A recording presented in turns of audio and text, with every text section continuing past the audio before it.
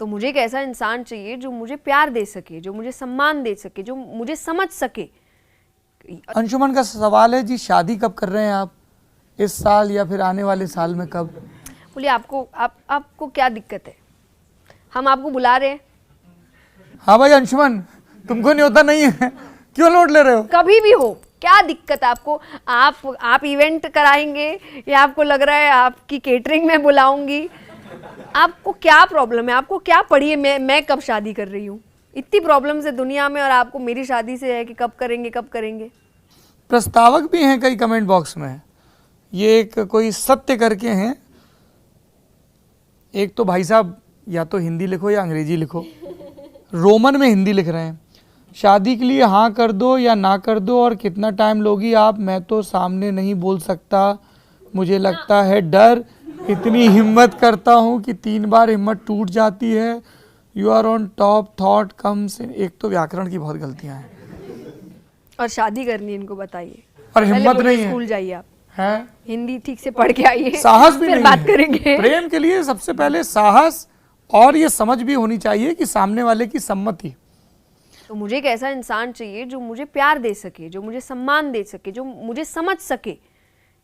और यही एंड में चीजें रह जाती है, बाकी सब तो कुछ दिनों का दिखावा है। अब चाहे वो पैसा है, चाहे वो सुंदरता है, कुछ दिन आपको बहुत ये अट्रैक्शन देता है ये चीज, बाकी सब खत्म हो जाता है। फिर माइंडसेट, व्यवहार, विचार, संस्कार, इन्हीं चीजों से प्यार होता है। ऐसे सासू से बात, एंड हमने कहा अचानक से सासू कहाँ से आ गई? हम नॉर्मल बात करें, ऐसे ससुराल में करेगी, ऐसे वहां करेगी। कैसे करेगी? क्या किस चीज पे टोकता है? तो जैसे मेरी हरकतें, अभी भी मेरा बचपना गया नहीं है, तो उनको मुझे देखकर, मेरे पेरेंट्स की यही प्रॉब्लम है, उन्हें देखकर लगता है कि अभी भी हमें लग नहीं रहा ये शादी लायक है। कि मेरी जहाँ भी शादी होगी उसका बगल वाला घर मैं खरीदूंगी मेरे माँ बाप के लिए, कि मुझे आदत नहीं है उनसे दूर रहने की और मैं उनसे दूर नहीं रहूंगी। शादी के बाद लड़कियां ही क्यों दूसरे घर जाती है? हाँ, इससे बेटर है कि लड़का भी अपना घर छोड़ेगा, लड़की भी अपना घर छोड़ेगी और एक नया घर बसाएंगे। फिर दोनों इक्वली अपने माँ बाप का भी ध्यान रख रहे हैं। कुछ दुष्ट रिश्तेदार कह देंगे हाय हाय इसने तो आने से पहले ही लड़के का घर छुड़वा दिया, तो आने से पहले आपने भी तो मेरा घर छुड़ा दिया। ये तो सेम ही बात है। बिल्कुल। और इसमें हर चीज में है। आप रिसेंटली मैंने कई लोगों को कहते सुना है कि, और मुझे इतना शौक हुआ था इस बात को सुन के, कि जो लड़की शादी के बाद भी अपने माँ बाप से ट्यूशन लेती है वो तलाक की डिग्री लेकर ही आएगी। मतलब कि शादी के बाद माँ बाप से बात करना कम कर दीजिए। फिर किससे बात करें? आप वो कहेंगे कि आपका घर हो गया ना, यहाँ आपका परिवार है, सब है, आप उनको छोड़िए अब।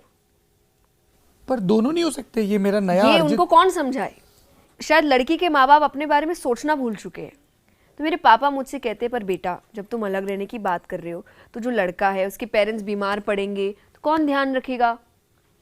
एंड मैंने बोला पापा बीमार तो आप भी पड़ेंगे। और उनको भी ऐसा लग रहा है कि हाँ, कि वो सोच भी नहीं रहे कि उनके साथ भी चीजें होंगी, उनका ध्यान कौन रखेगा? जब वो बीमार पड़ेंगे तो कौन है उनके पास? जब उनको किसी की जरूरत होगी तो कौन होगा उनके पास? वो 2 अकेले ही घर में घूम रहे होंगे, क्योंकि उनकी 2 बेटियां हैं। दोनों की अगर आप शादी कर देते हैं तो यानी हम ऐसे माइंडसेट के साथ बढ़ते गए कि लड़कियों के माँ बाप मान चुके कि हमको तो ऐसे ही रहना है, हमारी तो लाइफ ही ऐसी है, कि लड़की के माँ बाप भी ये सोच रहे लड़के के माँ बाप कैसे रहेंगे, वो अपने बारे में सोच ही नहीं रहे। तो मुझे ये था, हमने उस दिन ये बात की थी कि ये मुझे ऐसा लगता है अगर हो गया तो बहुत अच्छी चीज़ होगी कि दोनों इक्वली आ रहे हैं, कि उसने भी अपना परिवार छोड़ा, इसने भी अपना परिवार छोड़ा, एक नया घर बसा रहे हैं और अब दोनों की जिम्मेदारी अपने अपने परिवार का ध्यान रखना। एक बहुत सुंदर रामायण से ही उदाहरण है कि राजा जनक ने भी अपनी बेटी के लिए तो राजघराना ही चुना था, राज परिवार था, पर उनका आधे से ज़्यादा जिंदगी तो वनवास में गई, उस महलों में तो वो रही नहीं।